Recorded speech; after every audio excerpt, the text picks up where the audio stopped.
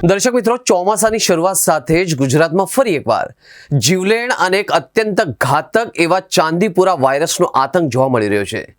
ઉત્તર અને મધ્ય ગુજરાતના અનેક જિલ્લાઓમાં વાયરસના શંકાસ્પદ તેમજ પોઝિટિવ કેસો પણ સામે આવતા સમગ્ર રાજ્યના આરોગ્ય વિભાગમાં હડકંપ મચી ગયો છે. પરિસ્થિતિની ગંભીરતાને ધ્યાનમાં રાખીને પ્રભાવિત જિલ્લાઓમાં તાત્કાલિક અસરથી હાઈ એલર્ટ જાહેર કરવામાં આવ્યું છે. અત્યાર સુધીમાં સાબરકાંઠામાં 6 અને પંચમહાલમાં 2 બાળકોના શંકાસ્પદ મોત નોંધાયા છે, જેના કારણે ગ્રામીણ વિસ્તારોમાં ભારે ફફડાટ અને ચિંતાનો માહોલ પણ વ્યાપી ગયો છે. આ વાયરસ મુખ્યત્વે 14 વર્ષથી ઓછી ઉંમરના બાળકોને જ પોતાનો શિકાર બનાવે છે. આરોગ્ય નિષ્ણાતોના જણાવ્યા અનુસાર ચાંદીપુરા વાયરસ કોઈ માણસથી માણસમાં ફેલાતો નથી. આ રોગ મુખ્યત્વે ગ્રામીણ અને અર્ધ શહેરી વિસ્તારોમાં માટીના કાચા ઘરોની તિરાડોમાં જોવા મળતી સેન્ડ ફ્લાય એટલે કે રેતાળ માખીના કરડવાથી ફેલાય છે. આ સિવાય ચોક્કસ પ્રકારના મચ્છર અને ઈતરડી અને તેના વાહક છે. કરડ્યા બાદ આ વાયરસ સીધો બાળકના મગજ પર હુમલો કરે છે અને સેન્ટ્રલ નર્વસ સિસ્ટમને બ્લોક કરી દીધી છે. IMA અને ખાનગી ડોક્ટર્સને એલર્ટ કરવામાં આવે છે કે ઇન્ડિયન મેડિકલ એસોસિએશનના સહયોગથી તમામ પીડિયાટ્રિશિયન્સ એટલે કે બાળરોગ નિષ્ણાતોને સ્ટેન્ડ બાય રાખવામાં આવ્યો છે.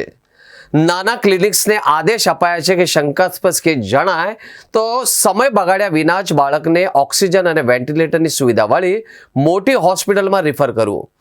મધ્ય ગુજરાતના વધતા કેસોને ધ્યાનમાં રાખીને વડોદરાની SHG હોસ્પિટલ સંપૂર્ણ સજ્જ કરવામાં આવી છે. પીડિયાટ્રિક વિભાગમાં 70 વેન્ટિલેટર બેડ તૈયાર રાખવામાં આવ્યો છે. અત્યાર સુધીમાં 5 બાળ દર્દીઓને SHG હોસ્પિટલમાં દાખલ કરવામાં આવ્યો છે, જેમાંથી 3 બાળકોના મોત થયા છે અને 2 બાળકો હાલ સારવાર હેઠળ છે. ગોધરાથી લાવવામાં આવેલા 9 વર્ષીય બાળકનું હોસ્પિટલ પહોંચતા પહેલા જ એનું મોત થયું હતું. ખેડા જિલ્લામાં પણ 2 શંકાસ્પદ કેસ નોંધાતા આરોગ્ય વિભાગ દોડતું થયું છે. ચાંદીપુરા વાયરસથી પીડિત વ્યક્તિમાં તાવ, માથાનો દુખાવો, આંખો લાલ થવી, નબળાઈ, શ્વાસ લેવામાં તકલીફ, ઝાડા ઉલટી અને પેટમાં દુખાવા જેવા લક્ષણો જોવા મળે છે. આ લક્ષણો અન્ય વાયરસ જેવા હોવાથી શરૂઆતમાં જ તેની ઓળખ મુશ્કેલ બને છે. આ વાયરસ મુખ્યત્વે 15 વર્ષથી ઓછી ઉંમરના બાળકોમાં જોવા મળે છે અને સમયસર સારવાર ન મળે તો જીવલેણ સાબિત થઈ શકે છે.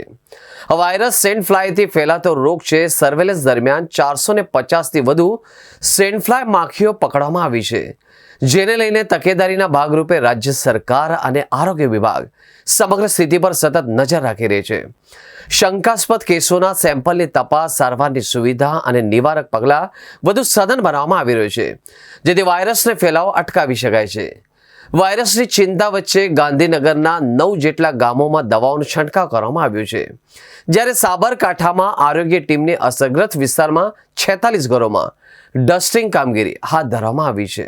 ગુજરાતના આરોગ્ય વિભાગ દ્વારા આજે સચિવાલય ખાતે ઉચ્ચ અધિકારીઓ સાથે ચાંદીપુરા વાયરસના દર્દીઓના શ્રેષ્ઠમાં શ્રેષ્ઠ સારવાર આપી શકે એ માટેની મિટિંગ કરવામાં આવી હતી. અત્યાર સુધીમાં કુલ 27 શંકાસ્પદ દર્દીઓના યાની કે બાળકોના બ્લડ રિપોર્ટ કરવામાં આવ્યા છે, જેમાંથી 7 બાળકો આ ચાંદીપુરા વાયરસ પોઝિટિવ આવ્યા છે, બાકી નેગેટિવ છે, અને 8 પૃથ્થકરણ માટે આપેલા બ્લડનું સેમ્પલ આજે સાંજ સુધીમાં રિઝલ્ટ આવશે. 7 બાળકોમાંથી 3 બાળકોના દુઃખદ મોત થયા છે, જે ચાંદીપુરા વાયરસથી જ એમનું અવસાન થયેલું છે. બાકીના 4 પેશન્ટને 2 ગાંધીનગર અને બાકી વડનગર હોસ્પિટલોની અંદર એને શ્રેષ્ઠ સારવાર આપી રહ્યા છે.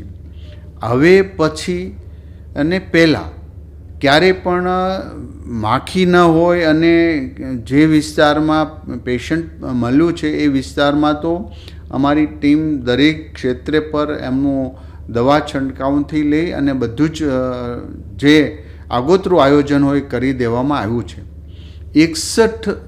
2024માં 61 સ્થળ પરથી આ ચાંદીપુરા વાયરસના બાળકો દાખલ કરવામાં આવ્યા હતા.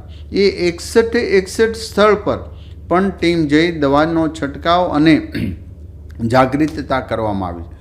ખાસ કરીને માટીવાળા મકાન અને તિરાડો હોય એમાં જ આ સેન્ટ ફ્લાય નામની માખી થતી હોય છે ને, જે લગભગ નાના બાળકો યાની કે આમ તો 16 વર્ષ પછી એની અસર થતી હોય, પણ આ જે પેશન્ટો આવ્યા 10 વર્ષ અને એથી નીચેના બાળકો આવ્યા છે. તો મારી વિનંતી એ છે કે કાચા ઘરની અંદર નાની એવી તિરાડ હોય તો લીપણ અથવા ગાર કરીને એમને એ તિરાડો બૂરવી જોઈએ, જેથી કરીને આરોગ્ય વિભાગવાળા સ્પ્રે છાંટે અથવા તો દવાનો છંટકાવ કરે, જેથી કરીને એ માખી જીવંત ન રહે. 61 સ્થળો ઉપરથી પણ ગયા વખતે આવેલા સ્થળો પરથી એક પણ પેશન્ટ રિપીટ નથી થયું. માટે આજે આ મુદ્દે ગંભીરતા લઈ આરોગ્ય ક્ષેત્રે તમામ પ્રકારની સુવિધા પ્રાપ્ત થાય, નાના એવા સેન્ટર સુધી, અને ઇન્ડિયન મેડિકલ એસોસિએશનનું પણ મદદ લઈને એમને પણ ગાઈડ કરવામાં આવ્યા છે કે ચાઇલ્ડ સ્પેશિયાલિસ્ટ જે હોય એમને પણ આ માહિતી આપે અને એ આરોગ્ય વિભાગ ગાંધીનગર અથવા તો અમારા આરોગ્ય વિભાગ સાથે સંકલન રાખે. અત્યારે જે પેશન્ટ છે એની સારવાર ચાલી રહી છે, તો આની કોઈ સ્પેશિયલ દવા તો છે જ નહીં, પણ સિમ્ટમ્સના આધારે અમે બાળકોની સારવાર કરી રહ્યા છીએ.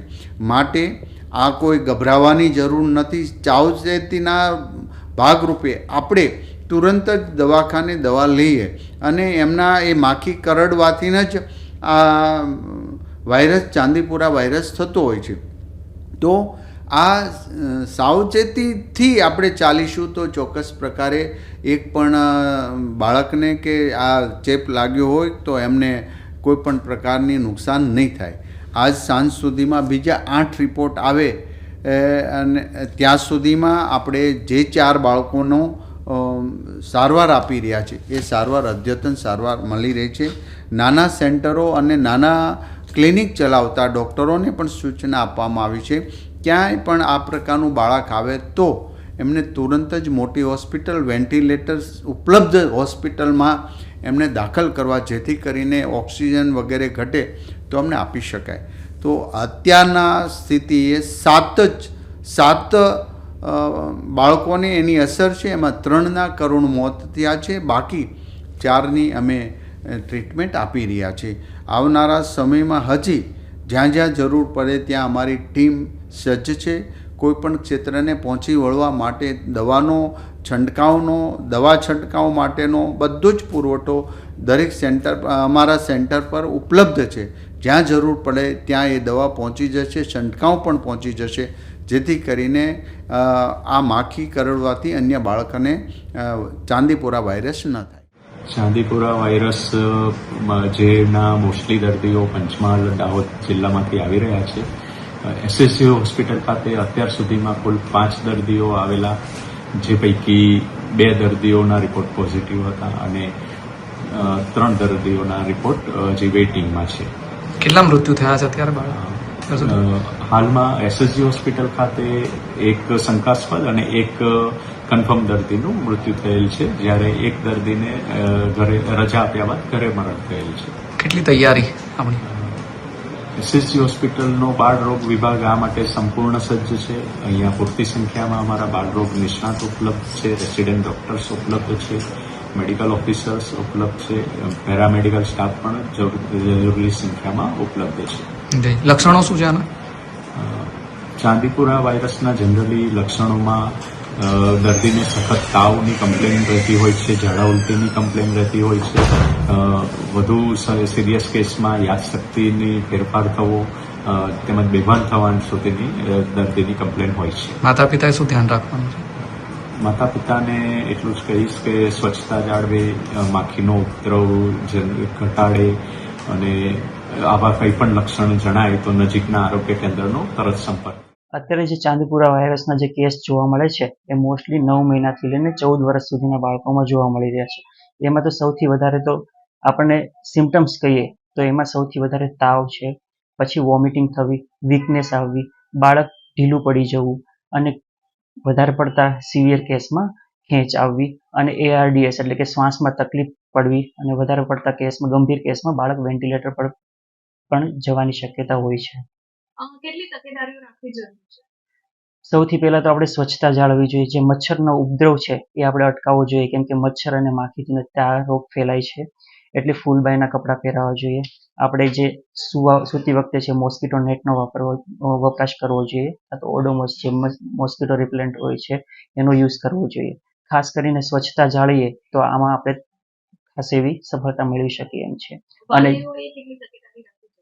વાલીઓ તકેદારી રાખવામાં તો જો પણ નાની અમથી સિમ્ટમ્સ આપણને દેખાય, જેમ કે તાવ, વીકનેસ, વોમિટિંગ, એવું કંઈ નાનું અમથું બી આપણને સિમ્ટમ્સ દેખાય તો તરત જ નજીકના પીડિયાટ્રિશિયન કાં તો ડૉક્ટરની સલાહ લેવી જોઈએ.